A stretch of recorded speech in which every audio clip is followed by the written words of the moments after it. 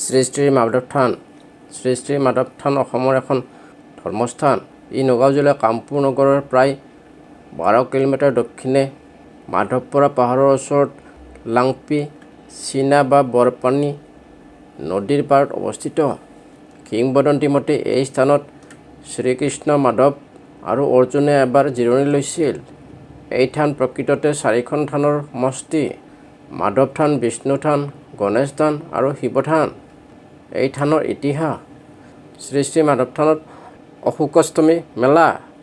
ইতিহাস অনুসৰি মহাভাৰতত উল্লেখিত কুৰুক্ষেত্ৰ যুদ্ধৰ পাছত পঞ্চপাণ্ডৱে অশ্বমেধ যজ্ঞ পাতি নিজৰ ক্ষমতা প্ৰতিপন্ন কৰিবলৈ যজ্ঞৰ ঘোষণা এৰিছিল। সেই যজ্ঞৰ ঘোঁৰা আহি প্ৰমিলা ৰাজ্যত প্ৰৱেশ কৰাত প্ৰমিলা ৰাজ্যৰ ৰাণী প্ৰমিলাই ঘোঁৰা আবদ্ধ কৰিছিল। ফলত অৰ্জুনে ঘোঁৰা এৰি দিবলৈ কোৱাত ৰাণী প্ৰমিলা অমান্তি হয় আৰু কোনোপধ্যেই ঘোঁৰা আনিব নোৱাৰি অৰ্জুনে তেওঁৰ সখা মাধৱ কৃষ্ণৰ পৰামৰ্শ বিচৰাত মাধৱে নিজে আহি প্ৰমিলা ৰাজ্যৰ পূৰ্ব প্ৰান্তত থকা বৰপানী নৈৰ পাৰৰ পাহাৰত বহি দুয়োৰে যুদ্ধৰ মীমাংসা কৰি দি প্ৰমিলা অৰ্জুনৰ মিলন ঘটাই যুদ্ধৰ ঘোঁৰা মুকলি কৰিছিল। মাধৱ আহি যি ঠাইত জিৰণি লৈ প্ৰমিলা অৰ্জুনৰ বিভেদৰ মীমাংসা কৰি দুয়োৰে মিলন ঘটাইছিল সেই ঠাইয়ে পৰৱৰ্তী কালত মাধৱ থান আৰু পাহাৰটো মাধৱ পাহাৰ হ'ল। পাহাৰটো মাধৱ পাহাৰ বুলি জনশ্ৰুতি আছে। আন এক কিংবদন্তি মতে সত্য যুগত আগস্ত্য মুনিয়ে দক্ষিণ পথত আৰু সমসাময়িক বিদেশ মাধৱে পূব ফালে হিন্দু ধৰ্ম প্ৰচাৰ কৰিছিল।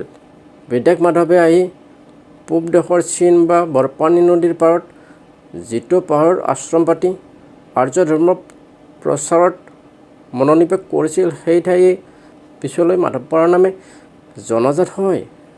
বিদেশ মাধৱে আহি পূব দেশৰ চীন বা বৰপানী নদীৰ পাৰত যিটো পাহাৰত আশ্ৰম পাতি আৰ্য ধৰ্ম প্ৰসাৰত মনোনিৱেশ কৰিছিল সেই ঠাইয়ে পিছলৈ মাধৱপাৰা নামে জনাজাত হয়।